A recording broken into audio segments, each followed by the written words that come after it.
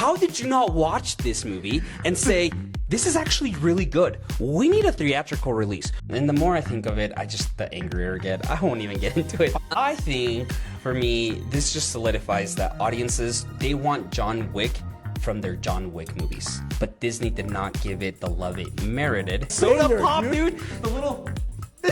Welcome back, everybody, to our Summer Movie Showdown 2025 edition. Wait, we nailed that. Didn't rehearse that. Yeah, we did. No, we didn't. Absolutely not. It was great. Off the rocker. If you are new here, I'm Danny. This is Marcel. We are your real chums, where we talk about movies, we review movies, we react to movie trailers, and we have a movie podcast every single week. We also have... if you're a movie fan like us, we do have a club where you can join for as little as $2.99 and talk movies, see some of the behind the scenes content and other things that we're doing that we think only movie lovers will really appreciate. So be sure to hit that like and subscribe button.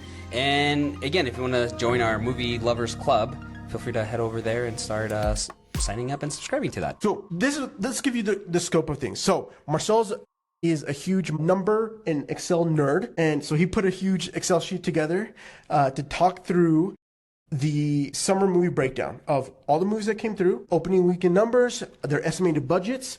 We're going to talk through how we felt the reaction was personally. Yeah. We're also going to share some of the ones we did go to see, and we'll probably do a ranking. Sure, we can do a ranking. I should top 5 of the summer. Yeah. Are you cool? Yeah. I think summer 2025 has been a great series. A great summer.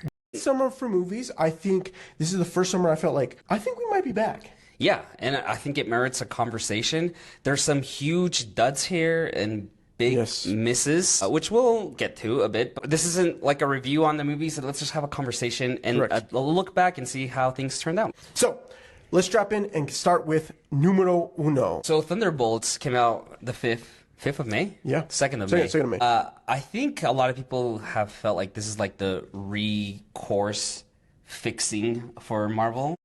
This was done, a lot of the rewrites post the writer's strike.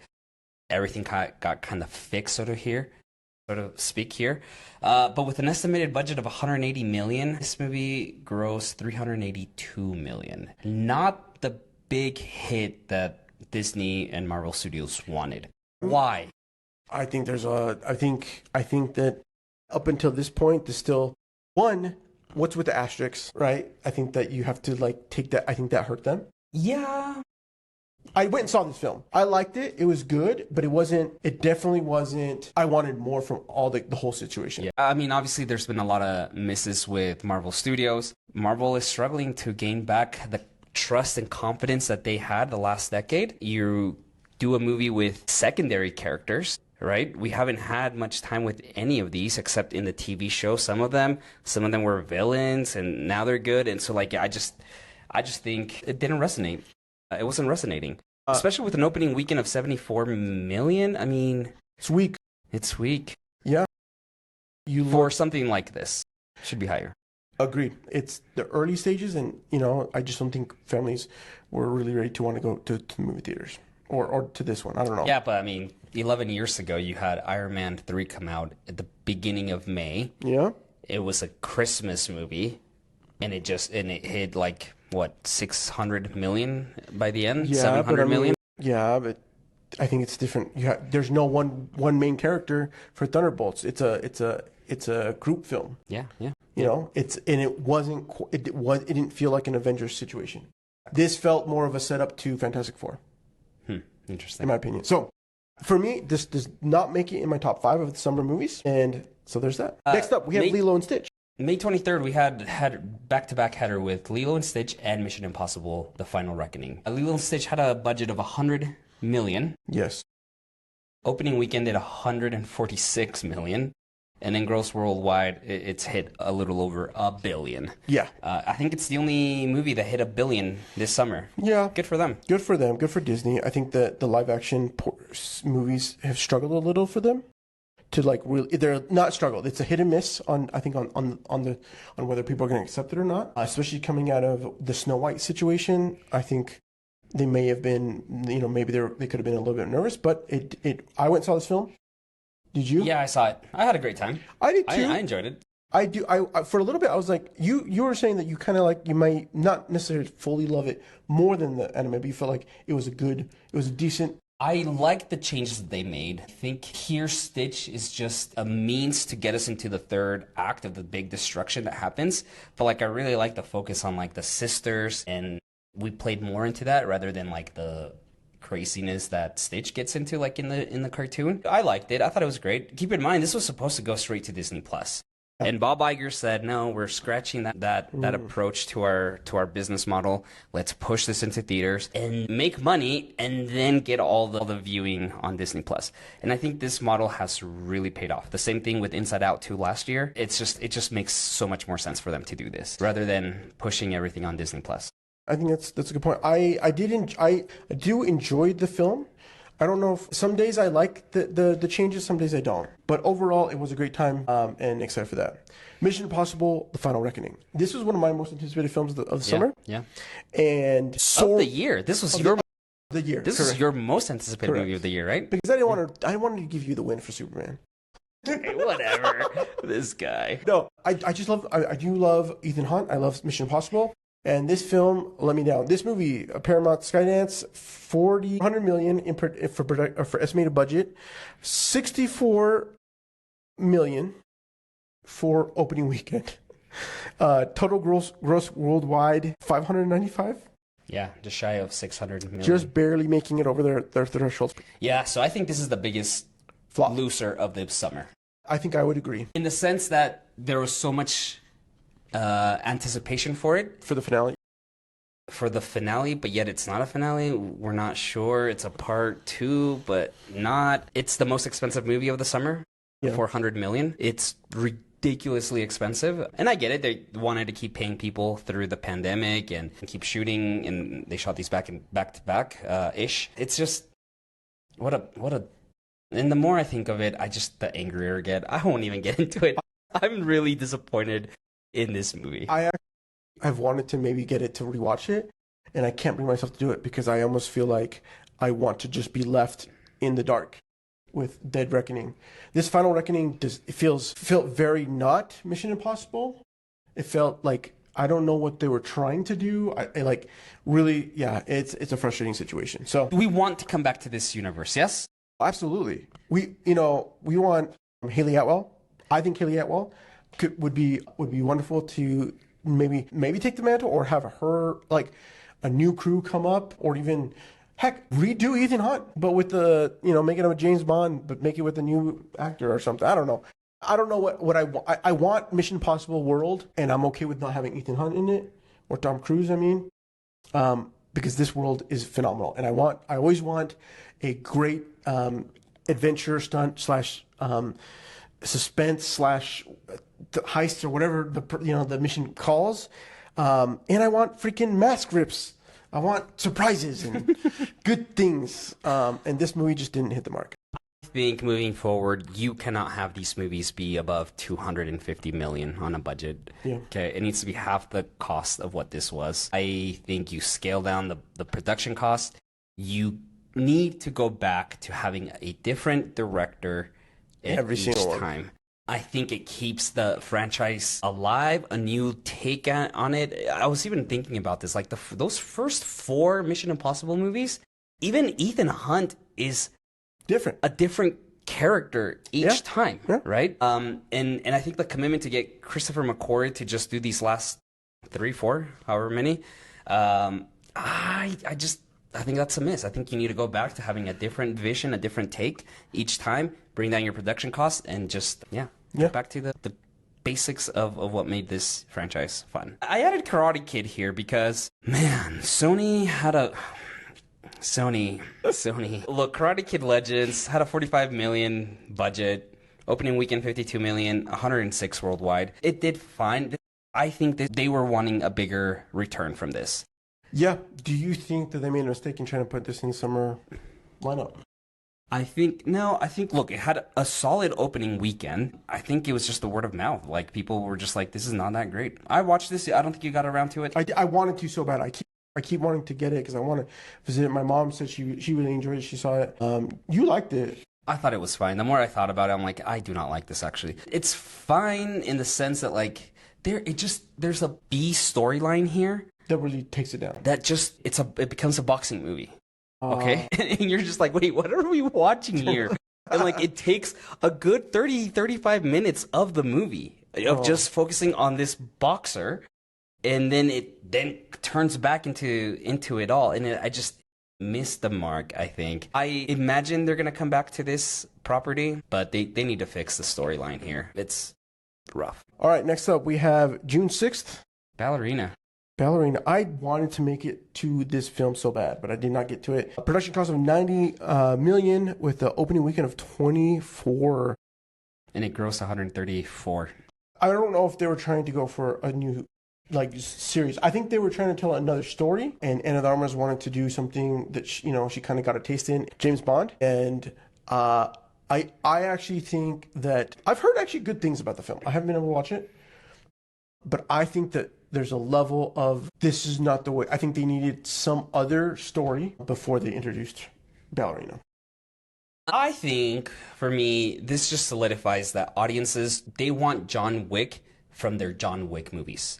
That the Continental TV show was That's a whole difference. That's this did not work for them, and I just think people want John Wick from their John Wick movies. People want to see Keanu in this world. I think there's a lot you can do in this world, but it's not working. It's not working. That's 2 attempts to spin off something from this world, and it hasn't worked for Lionsgate. And I think you just here's where you either do the next one, you stick to John Wick and continue to develop the character, Ana de Armas' character, to eventually maybe carry on, but I don't think they're wanting to spin off stuff.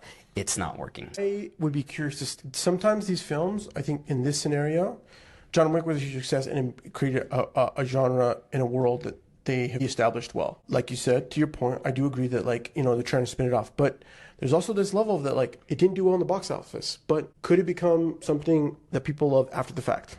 People who didn't go see it, and they're like, I don't want to spend money on that to go in theaters because X, Y, I don't have time to go get, babies, whatever the shenanigans. Sure. It just wasn't there.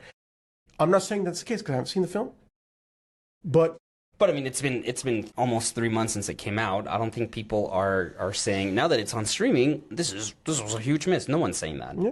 Well, I think they also might be waiting for it to go to. It is available for digital download. Mm-hmm. I don't know where it's at on streaming. I don't know if you can watch it on streaming yet.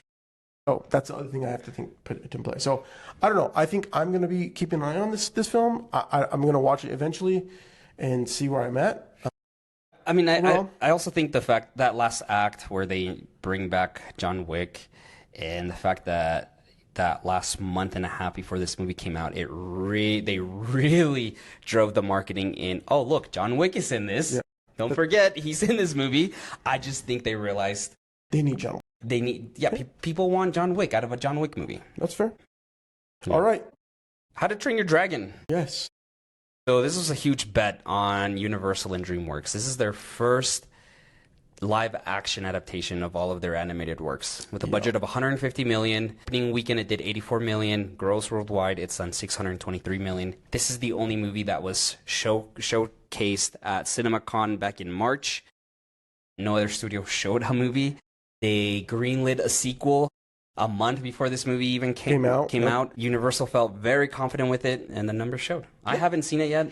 I've not seen it either. I do have a friend who bought the movie and essentially said it's almost a shot-for-shot remake. That's what I keep hearing. But they're like, but they do well. And I think there's a level that's like, if you're gonna, there's this level of, it always comes down with live action, how much do you change to make it more unique?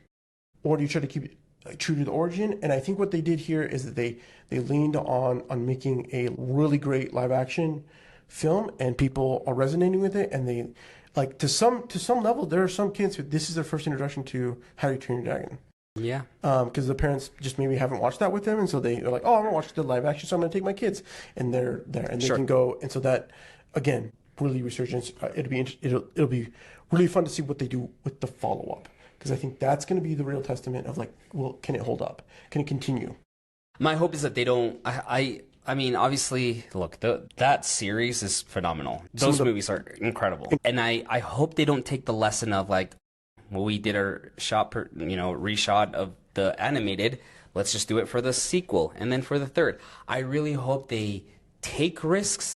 They really lean into expanding the story and focusing on the characters, just because I don't necessarily want a shot-per-shot remake of something that I previously seen. I think that's been my hesitancy to seeing this movie, is that everyone just tells me it's just shot per shot per shot per shot. It's just the jokes are the same. They don't add anything new to it. And so, I don't know.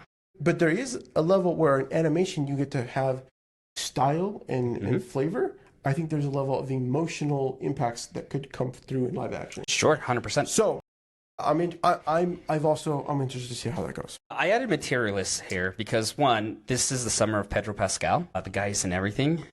I love the guy, but he's in everything. And this is an A24 movie. $20 million budget. Opening weekend was $11 million. Gross $67 million. That's a huge win for them. It's great. And I've seen it. I've heard nothing but amazing things. I heard the director give a breakdown of how much, this element of it's a new return to form to rom-com in a modern age. I wouldn't even say this is a rom-com. It's not a rom-com. What would you classify it as? It's a romance drama. It's heavy. It takes on some big themes. Yes, it's adapted to the modern age. Celine Song, ever since she did Past Lives is probably like my top 5 of movies of this decade. I think she is a force. She's telling some incredibly intimate, powerful human stories in modern settings. I'm still kind of iffy on what she's going to do with My Best Friend's Wedding, the sequel. But I love everything that Celine Song is doing, and I just think this is a huge win. I want her to continue to take on bigger and bigger projects, because I think she has that capacity to ground characters and ground themes in ways that really are impactful. June 20th, we've got Elio, Disney Pixar, budget of $150 million, opening weekend of $20 million, gross worldwide is $147 million. Do rough. This is the biggest flop Disney has had. Yeah. So I saw Stitch with my second. He went to go see it with Amelia, and they were like, it was fine. It wasn't great. It was okay. I actually enjoyed it. It's like this Close Encounters of the Third Kind, but for kids, a kid that just wants to be in outer space. I enjoyed it. I think, again, this movie was delayed. It went through some massive rewriting. Yep. There was an LGBTQ storyline that in test screenings it didn't work, so they went back and rewrote the movie. The director quit because of it. They brought someone else in. There was a lot of baggage coming into this movie. I think if there's someone to blame here, it's Disney. It's not the story. This is a good story, but Disney did not give it the love it merited. Because it's one thing to say, if a movie has a bad opening weekend, that's on the marketing. But if a movie has a hit opening weekend and then it drops the second opening weekend, then that's the movie, right? The movie is not good. Word of mouth is getting out. Yeah. This just had a bad opening weekend. Yeah. And I just that's on Disney. Disney didn't do their due diligence in helping this movie out. Yeah. It's a shame. I added K-pop Demon Hunter here because it's the only streaming movie we're going to talk about here, because I think it merits a discussion, as it came out the same weekend as Elio, animated movie. They are bringing this to theaters. This is what I want to talk about, because I dog a lot on Sony Pictures. Yeah. And this is Sony Animation. I think this is my criticisms of Sony is often merited, because what the hell are they doing over there? How did you not watch this movie and say, this is actually really good. We need a theatrical release. We can market it as the studio that brought you Spider-Man Across the Universe brings you this. You already have a deal with Netflix that all of your movies are going to Netflix. So get the box office hit, get the box office money, and then push it out to Netflix to get that constant streaming of kids watching it. Follow the Disney model of, we're not going to push things into Disney Plus. Let's put it out in theaters and then get the repeated customer viewing experience on the app. This is what is Sony doing? This is the biggest miss Oh, bigger of than the this. summer. Here are the two factors, though. I think that to the average American, K-pop is a very niche music genre. Sorry, let me phrase that. Okay, I just don't think it's a passionate user. It's a very amazing genre of music. It has grown in popularity for the last, I don't know what, decade? Maybe. Yeah. And so this was a perfect, there was a perfect storm. However, I think the fact that it says Demon Hunter in it caused a lot of parents to maybe second guess the fact that it was on Netflix, and maybe the parent was like, whatever, there, but you... Sure, I'll give you that. But I can then go back and rename my movie. That's K-pop true. Hunters. Yeah, there you go. That's true. Like, or call it, what's the band's name? Huntrick. Yeah, there's so many on a marketing perspective. There's so many things that you can do here. Sony, what is wrong with you? I get so frustrated with them. It's true though, because let's be honest. I will tell you right now that my feed is on TikTok when I go on is 75% K-pop content because my kids I'm obsessed. Yeah, it's number 2 on the Billboard 200. It beat out so much as a movie music band. They're not even real, and yet they were topping charts across so many boards. Number 6 on the Hot 100 chart with 18.8 million streams. Yes. Dude, and then you look at a movie like Smurfs, which we're going to come to in a second. It came out. Rihanna's in it? Yeah. Did she do a song for that? I think so. Have you heard? I've heard nothing. I rest my case. Here's the thing. Yeah. With them going to theaters, do you think that it's going to even do? No. I already viewed it for the first time. I'm on my 10th watch with my kids. Okay. And I'm sitting down and enjoying it at the comfort of my home now. Why am I going to go see it in theaters? However, I did watch this the first time. I was like, this would look incredible in theaters. See, the sound would be awesome in theaters. I think that the moment my kids find out that the K-pop Demon Hunter is going to go to theaters, that's all they're going to want to go. Can we go?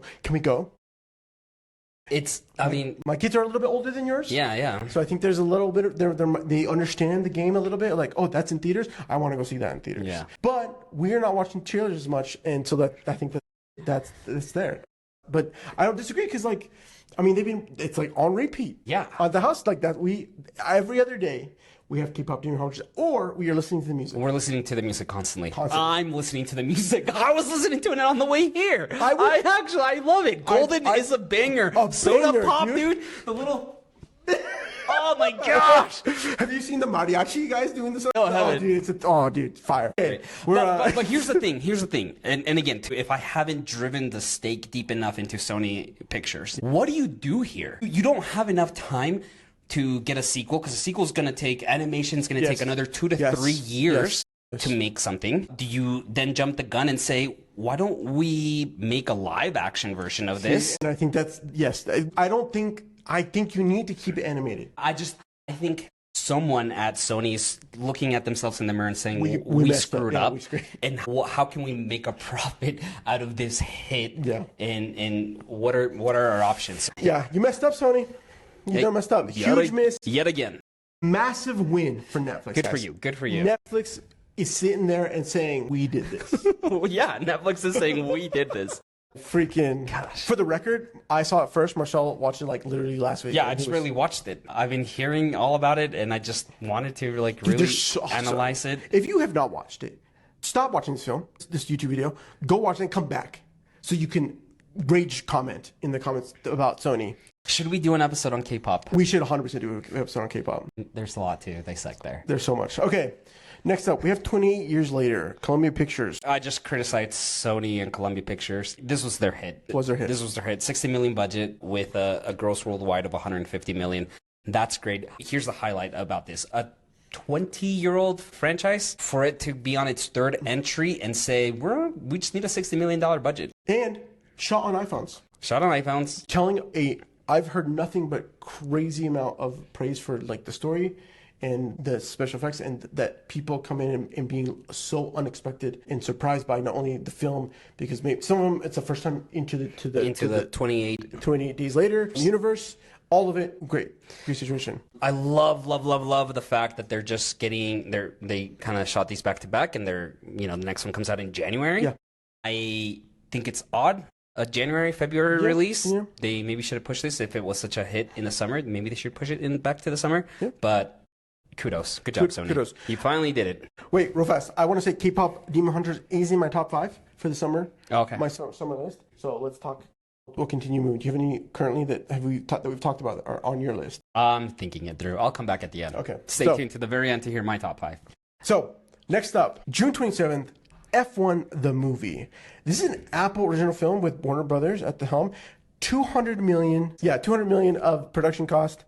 Opening weekend is 57 million with a total gross of 575 million. Look, I kept saying months leading up to this was the most important movie of the year. Mainly because of what it meant for Apple, who has consistently had box office failures back to back to back. Whether they're critically good or not, that's a different thing. But like, this is a business, okay? You have to make money.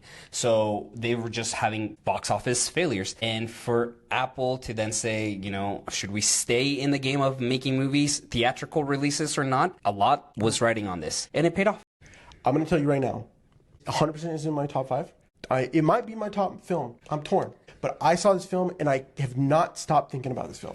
I will say this about this movie. Again, it came out June 27th. It destroyed Megan Mithrigan 2.0. Okay, we'll talk about it in a second. But once Superman came out, I have heard no one talk about F1. It's been funny because like the last 2 weeks, I can talk with somebody about F1. All right. So now here's the thing. I'm going to give it to Apple. They have stuck in theaters and they've said, no, we want you to go see it in theaters, and it's still running. And I think that is a testament to say we want people for as long as possible to go to theaters and experience that. Yep. And I think that's a statement in and of itself. Unlike what we're going to talk about Superman right now. Superman, by the time this comes out, it's already on digital. 35 days. 35-day theater run. Why? This is where I'm a little torn. Okay. Do we want to jump? Look, Mithrigan 2.0, big flop. It's unfortunate. The first one was a hit. This movie, $25 million budget, it only grossed $39 million. It's unfortunate. I think there's a lot to dissect there as to what they did with the character and why it didn't resonate. I think the biggest issue was going up against F1. They should have changed the release date on that. Jurassic World Rebirth. Universal going in 160 million, grossing 92. 180 million budget. Sorry, 180 million budget. 92 million for opening weekend and 801.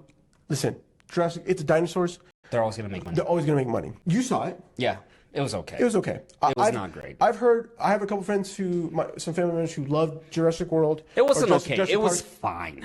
Yeah, they really liked it, but I haven't seen it. And you know what? Honestly, I'm kind of like about. I'll probably catch it in December or something when I want to feel some feelings. You were not going to feel feelings with this. It's okay. Classic. I think it's just they're gonna continue to make movies. This movie feels like it was just. I mean, Universal didn't have a big summer movie slated for 2025, and I think they just said they scrambled. Someone looked at the calendar and 2 years ago and said, "Oh, we have nothing coming out in 2025." Yeah. So what do? Jurassic World, like they always make money, so let's just spit something out, and that's how it feels. It feels like it was just thought of last minute. Yeah. Ooh. I feel like some people are gonna have comments on that one.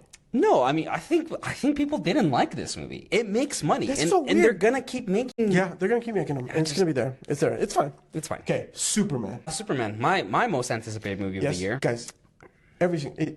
Yes. Yeah, it's great. I loved it. I also loved it. Absolutely great. Amazing time. I continue to think about it.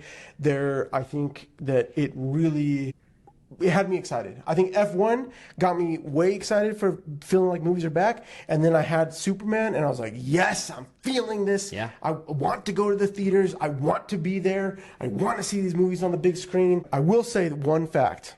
We saw this early. Check out our review if you haven't. But I went and saw F1, I think, early showings too.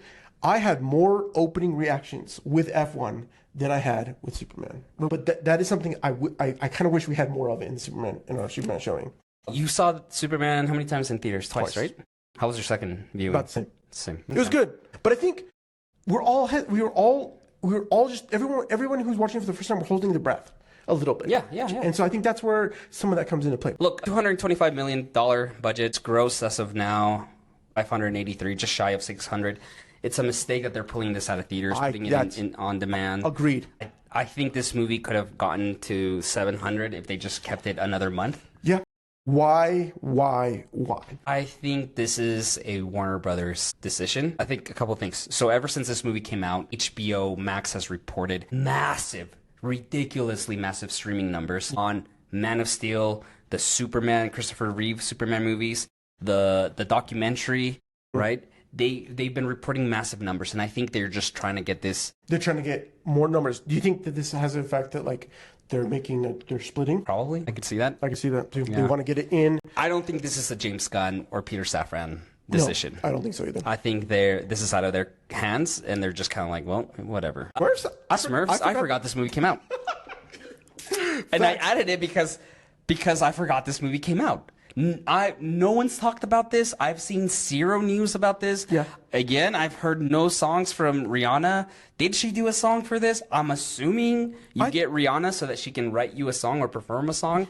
$58 million budget, 99 worldwide. Are they going to keep making more Smurfs movies? Maybe not. I don't know. Smurfs, dude. The fact that this came out, I was like, they're doing another one. Yeah. Like, why? Yeah. So, I mean, there's that. There's that. It's crazy that's the breakdown. All right. Fantastic Four, first steps. Marvel Studios, 200 million, sorry. 117 million opening weekend. 439 million for box office. Gross worldwide.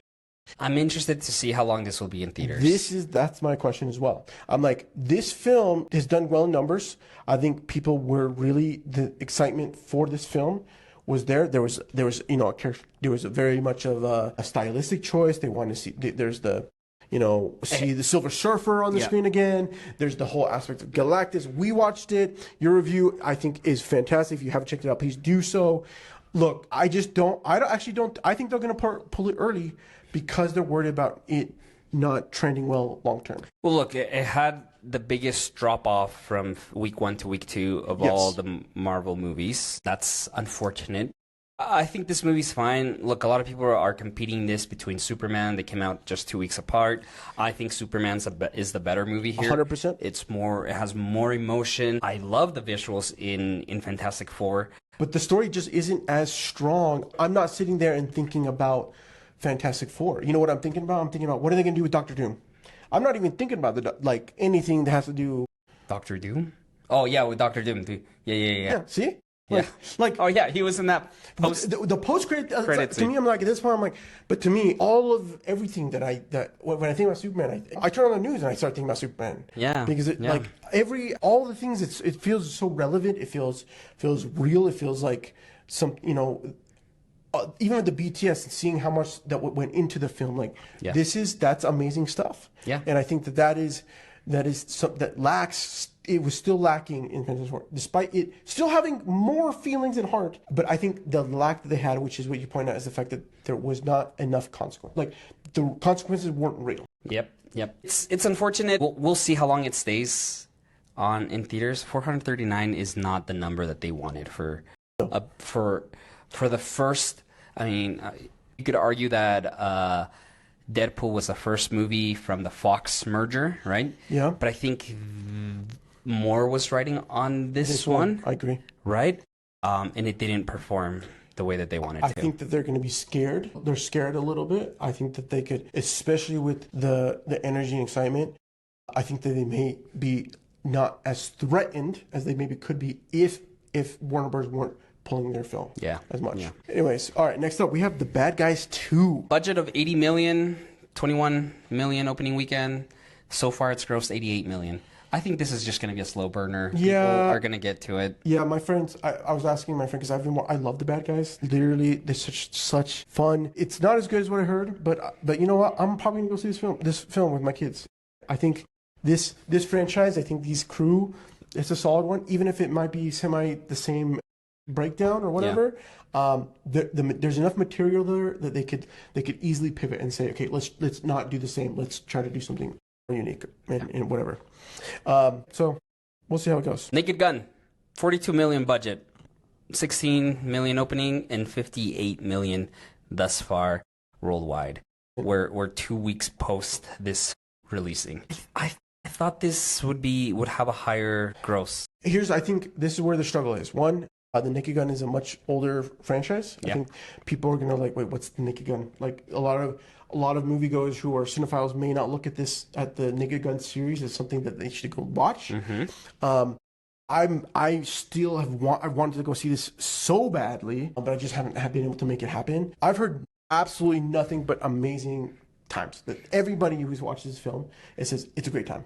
I'm here for the real life Pamela Anderson and Liam Neeson romance that's happening. I think these are two people who, with Liam Neeson's wife's death, has had a lot of struggles, and Pamela Anderson's like horrible way she was portrayed by the media. I think these two deserve love, and I'm here for that.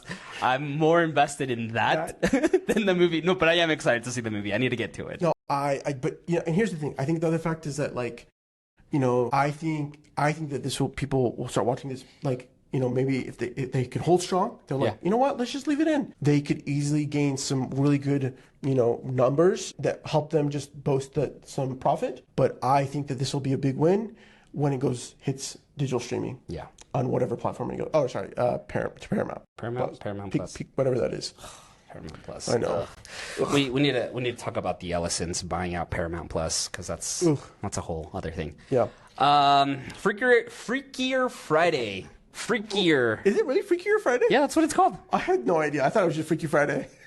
No, the first one is Freaky Friday. I know, but I just figured they would just. Now it's Freakier. Freaky. Okay, freaky. Budget of 42 million, opening 28 million, and it's thus far gross 50 million. This is a week since. This is going to gain more traction. You think so? I think so. I think the parents are going to watch. They're going to watch Freaky Friday with their kids. They're trying to get through the back to school, Memorial Day, or Labor Day, whatever. Labor Day.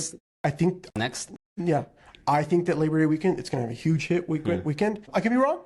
Yeah. Listen, I could be wrong, but my kids have been watching Freaky Friday. They like it. My oldest loves it. Yeah. It's been great. My second one, I don't know if she loves it, but she has enjoyed it. Okay. So there's that aspect. I think there's a bit of a nostalgia bait for like the millennials, and then you have the fact that you can connect with your kid, and if they they'll watch it with nostalgia, and then you go watch the new one and see if it does, even if it does okay, the element of a bonding moment with your kid. I think this movie needs to break 100 for them to consider this a success. I think I would agree with that. We'll see if it does. This same weekend, August 8th, we had Weapons come out. New Line Cinema. This is the win of the summer. I will argue. $38 million budget. It's grossed in a weekend $91 million. Yeah. This is the winner. No one saw this coming. We saw it. This is the movie that Jordan Peele, you heard about this, right? He fired his agent because they didn't buy the movie. Yeah. He was so pissed that he fired them. That's hilarious. I love that. He saw the potential in this, couldn't get it, fired his team, and look at the hit that it is. New Line. New Line ended up getting it. Listen, I've not watched it. I've also you brought me the trailer, and I'm like, holy, how did I miss this? And in fact, I think that what's her name, Julie Gardner. She got paid with Fantastic Four, but she could possibly get a win. With weapons, and be like, listen. And here's what I think is. This is something that I think that this is a testament to say. What is it that we really care about? We want films that cause us to think, cause us to feel emotions. You look at 28 years later, that also an emotional trigger. There's a perspective of wait, what's happening? Why is this world and uniqueness also low? But the win here, you would look at K-pop Demon Hunters. Now we don't know what the breakdown is for budget wise. Okay, but what we do know is that it was underrated enough by Sony to not put it in theaters. Yeah. So you gotta go for the underdogs. You bring up a good point, because I think the movies that have the largest margin in percentage wise is Weapons with a budget of 38, grossing 91. You have Materialist with a budget of 20, grossing 67. Both of those have, 3x the return. Correct. No other, not even Superman with 225 and grossing 583 got a little over 2x of its return, right? F1 is, hasn't quite there, but even though that's the most important film of looking at it when it comes to, on a product or studio level. Yeah. Weapons is a statement to in my opinion, to what cinema should be. Lilo and Stitch, $100 million budget, low for Disney. Okay, hitting $1 billion. I think there is something. This is what we're yearning for as audiences. What are the stories that are character driven and emotionally focused? Whether that's in a whimsical, in a weird environment or atmosphere or storyline, but they're character driven and emotionally focused, right? Yeah. And that's what audiences want. That's what we're gravitating to. That's what has the biggest impact box office wise. Right. And so I think that's just something to keep in mind. Like, keep your, again, easier said than done. Keep your budgets and costs low, but focus on the story and focus on those characters. Here's something that I think that we can take into account. Listen, Superman did not make the largest success win, but what's your but? Go back to our first episode of Real Chumps. I've been saying that that Superman needed only to make 500, maybe 600 million. It's unfair for the first entry into a new cinematic universe to have the expectation that it should make $1 billion. Correct. Now, I also think that James Gunn has made us, he's like, I want quality stories, and I'm not going to allow anything less. And that in and of itself is setting a stage, and we feel it. I think we feel it as filmmakers when we watch that film. Now, I think on the other side, you look at these films and some of these studios say, you know what, like, that's, that film is whatever, or like, yeah, I'll see what happens. And them not fully recognizing how much potential there is because they, whatever the breakdown is. I don't know, but to me, I am very happy with the summer lineups. Here's kind of where I'm at with my movies. For me, I've got K-pop Demon Hunters. I've got F1, Superman. I haven't watched it yet, but I'm gonna put The Naked Gun in there because even though I haven't watched it yet, I want to see more comedy, just like quality comedies. It's 90 minutes. Yeah. You can just go in, have a great time. Maybe part of it's the whole Pamela Anderson's, Liam Neeson's like 4 key wormettes and the Naked Gun aspect of that. And then we're going to have to put, I'm with you, even though, again, I haven't seen this one, is Weapons. Of knowing that all I want to do is I'm going to leave that film and I'm going to be wrecked emotionally. I'm going to be thought-provoked. I know for the fact that that's what's going to happen. I'm seeing it across all my feed. The cinematographers, all my storytellers are sitting there like they are shook about this film, on all aspects of what this film means. I think the same for me. I think my ranking is based on critical and financial success. I'm in no particular order. I think for me it's Weapons. It is Materialists. I think it is my top 5, so that's 2. I think the next one would be F1. K-pop Demon Hunter, just because it has changed the cultural... It's in the zeitgeist. It's pop culture. It's everywhere. I think that it's that's what, 4? And I think the last one would be, that's hard. Dude, I don't know. I want to give it to Superman. I was going to say, are you going to give it to Superman? If you don't, I'm freaking shook. I want to give it to Superman. Because I think it's a drastically better movie than like Jurassic World that made a lot of money, but it's a better movie than Jurassic World. And I think it's obviously better than Fantastic Four. So thank you so much for hanging out with us. We really hope that you enjoyed this Summer Movie Showdown 2025 edition. We hope you look forward to what we do for next summer, as we'll do a kickoff of Summer Events Film next time with a breakdown at the very end. But comment below, let us know what were your highlights of 2025, of summer 2025. Are we way off with our rankings? Comment, let us know, and we'll catch you guys on the next one. Later.